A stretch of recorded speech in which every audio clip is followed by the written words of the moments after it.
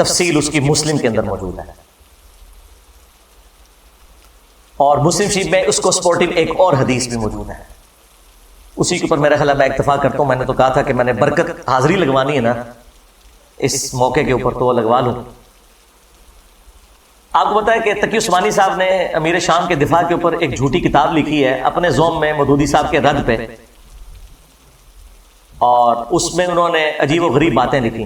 ان میں سے ایک یہ لکھی کہ یہ حضرت علی پہ سب و شتم کرنا کوئی ثابت نہیں. ایک روایت بخاری میں ملتی ہے، اس میں بھی سب کا لفظ ہے اور سب کا مطلب تنقید ہوتا ہے، اور یہ جملہ انہوں نے ساری دیوبندی عوام کو رٹوا دیا. بھائی اگر یہ تو انہوں نے جان بوجھ کے کیا ہے تو پھر تو منافقت کی ہے. یہ تو بہت بڑا حکم ہے، ہم نہیں لگاتے. ہم یہ کہتے ہیں کہ انہیں پتہ نہیں ہوگا، یعنی وہ اس ٹاپک پہ جاہل تھے. تو یہی تو ہم کہہ رہے ہیں کہ علماء جاہل ہیں. ہاں، کیونکہ اگر جاہل نہیں مانیں گے پھر منافق ماننا پڑے گا کہ اگر پتا تھا تو جان بوجھ کے ایسا جھوٹ کیوں بولا. یہ سیم حدیث مسلم کے اندر موجود تھی کہ آل مروان میں سے ایک بندہ مدینے کا گورنر بنا، اور اس نے شیعان علی میں سے سہل ابن سعد الساعدی کو بلایا ممبر پر اور کہا کہ آپ حضرت علی رضی اللہ تعالیٰ عنہ کے اوپر سب کرو.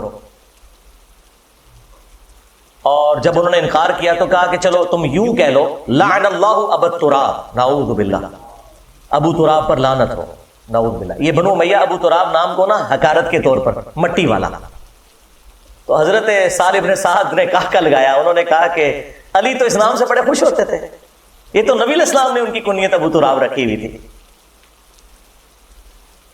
تو وہاں پہ الفاظ ہے لعن اللہ ابو تراب، یعنی ابو تراب کہنا اور لعنت کے ساتھ. یہ کہتے ہیں سب کا مطلب تنقید ہے، تو امام مسلم نے سب کا ترجمہ خود کر دیا ہوا ہے یہ بتا کے یہ لعن اللہ ابو تراب کہتے تھے. اب تک عثمانی صاحب نے اگر جان بوجھ کے روایت چھپائی ہے مسلم کی 6229 تو منافقت کی ہے، لیکن یہ بہت بڑا شرعی حکم ہے. ہم اس نے ظن رکھتے ہیں کہ ان بیچاروں کو پتہ ہی کچھ نہیں، جس طرح ان کے بڑوں کو کچھ نہیں پتا تھا. اب آ جائے وہ حدیث 6220. امیر شام کے دربار میں حضرت سعد ابن ابی وقاص کو امیر شام کہتے ہیں کہ تجھے کون سی چیز روکتی ہے. الفاظ امر معاویہ، معاویہ نے حکم دیا. تو سعد ابن ابی وقاص نے کہا کہ میں کبھی بھی علی کے اوپر سب یعنی کہ لعنت نہیں کروں گا، کیونکہ دوسری حدیث میں لعنت کے الفاظ موجود ہیں. تو انہوں نے کہا تمہیں کون سی چیز روکتی ہے کہ تم ابو تراب کے اوپر سب نہیں کر رہے. ابو تراب، اور یہ وہابیوں کا جو ابا ہے نا ابن تیمیہ، اس نے اس روایت کو منہاج السنہ میں کوٹ کیا ہے، اور اس نے خود مانا ہے، اس نے فلنگ دی بلینکس کیا ہے کہ ماموں نے حکم دیا تھا سب کروانے کا. ان کا ابا مان کے کیا ہے. اب یہ پتہ نہیں کیوں نہیں اپنے ابے کو مانتے. مسلم شریف میں لکھا ہوا تھا. تو حضرت سعد نے کہا کہ میں نے 3 باتیں علی کے بارے میں ایسی سنی ہے کہ مجھے ایک بھی مل جاتی نا سرخ اونٹوں سے بہتر تھا.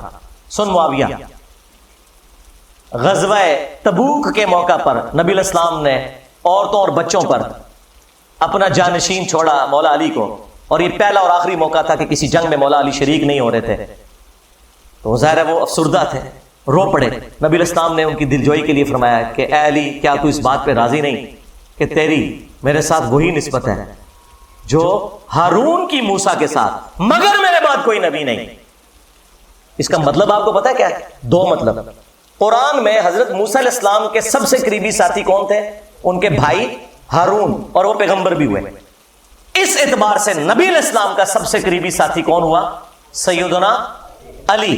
لیکن چونکہ ختم نبوت ہے اس لیے وہ نبی نہیں ہے، امتی نبی بھی نہیں ہے. تو اگر مولا علی امتی نبی نہیں ہے تو غلام احمد قادیانی دجال تھے، شاید کوئی نہیں. یہ حدیث ختم نبوت کے اوپر بھی پیرا دے رہی ہے. صرف مولا علی کی شان بیان نہیں ہو رہی، ختم نبوت پہ بھی پیرا دینے والی حدیث ہے. سن معاویہ، دوسرا موقع خیبر کا. نبی علیہ السلام نے فرمایا کل میں اس شخص کے ہاتھ میں جھنڈا دوں گا جو اللہ اور اس کے رسول سے محبت کرتا ہے اور اللہ اور اس کا رسول اس سے محبت کرتے ہیں. ہم پوری رات ایڑیاں اٹھا کے دیکھتے رہے کہ وہ خوش نصیب کون ہے. بلکہ مسلم میں تو الفاظ ہیں، حضرت عمر کہتے ہیں مجھے پوری زندگی اس بات پہ رشک رہے گا علی کے اوپر کہ وہ جھنڈا مجھے کیوں نہیں ملا، علی کو مل گیا. اس سے پہلے مجھے کبھی خواہش نہیں پیدا ہوئی تھی. صبح نبی علیہ السلام نے حضرت علی کو بلایا، ان کو آشوب چشم تھا، اپنی مبارک لعاب دہن ان کی آنکھوں پہ لگائی، شفا ہو گئی، اور پھر انہیں روانہ کیا اور خیبر میں فتح ہوئی۔ اور تیسرا موقع جب نجران کے کرسچنز آئے نبی علیہ السلام کی بارگاہ میں، سب دلائل سامنے رکھ دیے، پھر بھی وہ ہٹدھرمی پر اترے، تو آیت مباہلہ نازل ہوئی، ندعو ابناءنا ابناءکم ونساءنا ونساءکم وانفسنا وانفسکم ثم نبتہل فنجعل لعنت اللہ علی الکاذبین۔ اے نبی ان سے کہو اپنے بیٹوں کو لے آؤ، ہم بھی اپنے بیٹوں کو لے آتے ہیں، تم بھی اپنی عورتوں کو لے آؤ، ہم بھی اپنی عورتوں کو لے آتے ہیں، تم خود آ جاؤ، ہم خود آ جاتے ہیں، اور پھر اوپن میدان میں اللہ کے حضور دعا کرتے ہیں کہ جھوٹوں پہ اللہ کی لعنت ہو۔ اور نبی علیہ السلام نکلے مولا علی، حسن، حسین اور فاطمہ کو لے کر، حالانکہ آپ کی 9 بیویاں تھیں، ان کو نہیں لے کر آئے، وہ بھی اہل البیت ہے، لیکن یہ اسپیشل پروٹوکول، اور کہا اللہم ہؤلاء اہل بیتی، اے اللہ یہ میرے اہل البیت ہیں۔ یہ 3 فضائل دربار شام میں بیان کیے حضرت سعد ابن ابی وقاص نے، اس بات کی دلیل پر کہ میں مولا علی پہ کبھی بھی سب و شتم نہیں کروں گا۔ امام نووی جو ہے نا اہل سنت میں، اس کی آخری کوشش ہوتی ہے کسی طریقے سے نا بنو امیہ کے اوپر پردہ ڈالے۔ یہاں اس نے پتہ ہے کیا پردہ ڈالنے کی کوشش، اس نے کہا کہ وہ اصل میں میر شام یہ کہہ رہے تھے کہ مجھے کوئی علی کے فضائل سناؤ، کیونکہ یہ لوگ گالیاں دیتے ہیں، میں ان کو قائل کروں۔ حالانکہ واضح الفاظ تھے امر معاویہ، معاویہ نے حکم دیا اور سعد نے انکار کیا۔ چلیں جھوٹ تو پکڑا جاتا ہے، یہ سیم حدیث خصائص علی والے چیپٹر میں سنن نسائی الکبریٰ میں اسی سند کے ساتھ مسلم شریف والی سند کے اوپر موجود ہے۔ اس میں آگے الفاظ ہیں، سعد ابن ابی وقاص کا بیٹا کہتا ہے پھر جتنے دن حضرت معاویہ مدینہ شریف میں رہے، حضرت علی کی تنقیص کا ایک جملہ اپنی زبان سے نہیں نکالا۔ میرے باپ نے اس طرح کا ڈانٹا تھا ان کو، تو پتہ چل گیا کہ ڈانٹا تھا۔ بلکہ اسی کتاب میں خصائص علی والا جو چیپٹر ہے سنن نسائی الکبریٰ کا، سعد ابن ابی وقاص کہتے ہیں کہ اگر یہ لوگ بنو امیہ کے لوگ میرے سر کے درمیان آرا رکھ دیں اور مجھے یہ کہیں کہ تیرے 2 ٹکڑے کر دیے جائیں گے، تو علی کے بارے میں کوئی غلط جملہ اپنی زبان سے نکال، تو میں اپنے 2 ٹکڑے کروا لوں گا، میں علی کے بارے میں ایک جملہ بھی ایسا نہیں بولوں گا ان کی تنقیص کا جو کچھ میں نے رسول اللہ سے اپنے کانوں سے علی کی شان میں سن رکھا ہے۔ صلو علی محمد وآل محمد، اللہم صلی علی محمد وعلی آل محمد واصحاب محمد وازواج محمد اجمعین الی یوم الدین۔ مسند احمد میں ایک حدیث ہے، مولا علی علیہ السلام کہتے ہیں کہ ایک دن میں رسول اللہ کی خدمت میں حاضر ہوا اور میں نے دیکھا کہ آپ نے حسین ابن علی کو اٹھایا ہوا ہے اور زار و کتار آپ کی آنکھوں سے آنسو رواں ہے۔ تو میں نے کہا یا رسول اللہ میرے ماں باپ آپ پر قربان، آپ کو کس نے غمگین کر دیا؟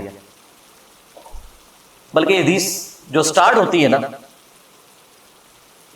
کہ نینوا نامی ایک مقام تھا، جنگ صفین پر جاتے ہوئے مولا علی علیہ السلام اپنی سواری پر یہ کہہ رہے ہیں اصبر یا ابا عبداللہ، اے ابو عبداللہ صبر کرنا۔ تو ساتھی کہتے ہیں کہ حضرت یہ آپ کس سے باتیں کر رہے ہیں؟ تو انہوں نے کہا کہ مجھے ایک حدیث یاد آ گئی، اسی مقام کے بارے میں نبی علیہ السلام نے فرمایا تھا جب میں آپ کی خدمت میں حاضر ہوا اور آپ نے حسین ابن علی کو اپنی گود میں اٹھایا ہوا ہے اور آنکھوں سے زار و کتار آنسو رواں ہیں۔ میں نے کہا یا رسول اللہ میرے ماں باپ آپ پر قربان، آپ کو کس نے غمگین کر دیا؟ تو نبی علیہ السلام نے کہا کہ ابھی ابھی جبرائیل علیہ السلام میرے پاس آئے تھے اور کہا کہ آپ اس بچے سے اتنی محبت کرتے ہیں اور اس بچے کو دریائے فرات کے کنارے پیاسا شہید کر دیا جائے گا، اور میری خواہش پر انہوں نے یوں ہاتھ مار کر کربلا کی وہ جو سرخ مٹی ہے وہ بھی مجھے دکھائی، اس کی وجہ سے میں غمگین ہو گیا اور میری آنکھوں سے آنسو رواں ہو گیا۔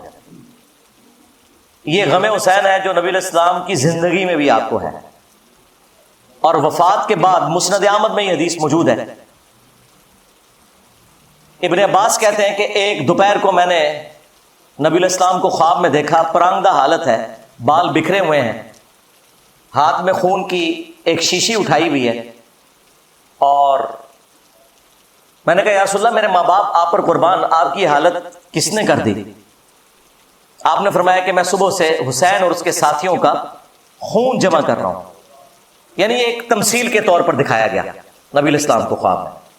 وہ کہتے ہیں میں گھبرا کر اٹھا اور میں نے وہ دن اور تاریخ نوٹ کر لی، اور بعد میں چونکہ اس زمانے میں تو کمیونیکیشن اتنی فاسٹ نہیں تھی پتہ چلا کہ اسی دن یعنی 10 محرم کو عاشورہ کے دن 61 ہجری کے اندر حسین ابن علی کو اور ان کے ساتھیوں کو شہید کیا گیا کربلا کے اندر۔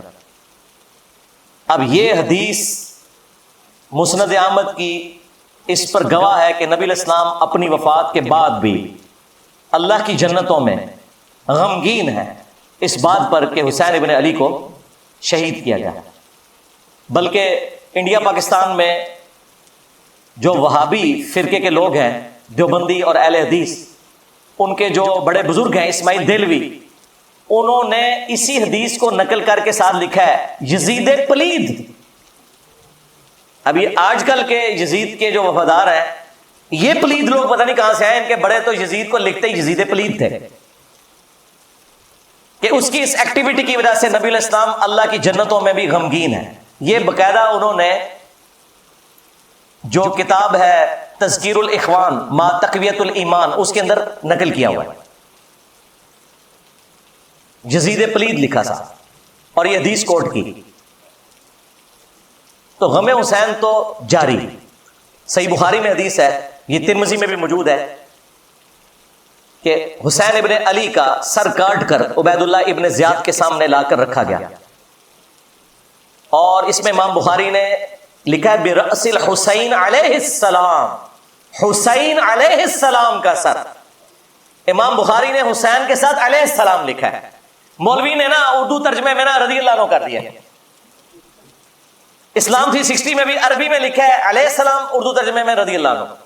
کتنی دو نمبری کرتا ہے مولوی۔ تو عبید اللہ ابن زیاد ان کے حسن میں کوئی کلام کرنا شروع ہو گیا، اور چھڑی سے بجائے یہ کہ اس سر مبارک کو چومتا کوئی کلام کیا، تو انس ابن مالک پاس کھڑے تھے، تو انہوں نے زبان سے کلمہ حق بلند کیا اور کہا کہ حسین ابن علی رسول اللہ کے سب سے زیادہ ہم شکل تھے۔ اور حدیث کے الفاظ ہیں کہ اس وقت حسین ابن علی کے سر اور داڑھی میں وسمے کی بوٹی سے رنگا ہوا تھا، یعنی کالا کیا ہوا تھا انہوں نے سر اور داڑھی کے بالوں کو۔ اچھا، اس حدیث کی شرح پتہ کیا لکھی ہے اہل حدیثوں نے؟ وسمہ اس بوٹی کو کہتے ہیں جو بالوں کو کالا کرنے کے لیے استعمال ہوتی ہے۔ یہ حدیث کی شرح ہوئی ہے۔ اور جو اتنا بڑا واقعہ کہ حسین ابن علی کو شہید کر دیا گیا، ان کا سر کاٹ کے پیش کیا گیا گورنر یزید عبید اللہ ابن زیاد کے سامنے، وہ اناٹینڈڈ چھوڑ دیا، یعنی اونٹ نگل لیتے ہیں، یہ مچھر چھانتے پھرتے ہیں۔ ہمیں تو قرآن میں اللہ تعالیٰ نے حکم دیا تھا قُلْ لَا أَسْأَلُكُمْ عَلَيْهِ أَجْرًا إِلَّا الْمَوَدَّةَ فِي الْقُرْبَى۔ اے نبی، ان سے فرماؤ کہ میں اس دعوت و تبلیغ کے بدلے میں تم سے کچھ نہیں ڈیمانڈ کرتا، ہاں جو میری قرابت داری ہے اس کا تو لحاظ رکھو۔ اچھا، اس آیت کی شرح دو طریقے سے ہوئی ہے۔ ابن عباس اس کی شرح یوں کرتے ہیں کہ نبی علیہ السلام، جو بخاری میں موجود ہے کہ نبی صلی اللہ علیہ وآلہ وسلم کے جو رشتہ دار تھے، جو دوسرے قبیلے کے لوگ تھے، انہیں اس حوالے سے کہا گیا کہ تم اپنی قرابت داری کا تو لحاظ رکھو، تم تو اتنے مہمان نواز ہو، تو یہ تو تمہارے اپنے قبیلے سے ہیں۔ اور ایک تشریح اس کی یہ کی گئی کہ نبی علیہ السلام کی دعوت و تبلیغ کے عوض ان کے اہل البیت کے ساتھ مودت رکھی جائے۔ یہ عبداللہ ابن عباس کے شاگرد نے اس کی تشریح کی۔ ہمارے نزدیک یہ دونوں درست ہیں۔ جب کافروں سے کہا جا رہا ہے کہ میری رشتہ داری کا خیال رکھو، تو مسلمانوں سے تو بدرجہ اولا کہا جائے گا کہ تم میری رشتہ داری کا خیال رکھو، کیونکہ اس گھر سے سب کو دین ملا۔ اور اس کو سپورٹی بخاری میں سیدنا ابو بکر کا قول ہے، اور نقل کون کر رہے ہیں؟ عبداللہ ابن عمر، جن کے بارے میں بخاری میں آتا ہے کہ ان سے کسی عراقی نے مسئلہ پوچھا کہ احرام کی حالت میں مچھر یا مکھی کو مار دیں تو کیا کفارہ ہے؟ انہوں نے کہا کہ یہ پوچھنے والا کون ہے؟ ان کا یہ اہل عراق سے ہے، اور ظاہر عراق اس وقت شام کا صوبہ تھا۔ بعض لوگ کہتے ہیں عراقیوں نے مار دیا، شیعان علی نے مار دیا، اور بھائی شام میں وفاقی حکومت تھی اور یہ صوبائی حکومت تھی، انہی کے انڈر تھی۔ اے عراقیوں، تم مجھ سے مکھی اور مچھر کا مسئلہ پوچھتے ہو، تم نے تو اللہ کے نبی کے نواسے کو قتل کر دیا، جن کے بارے میں نے نبی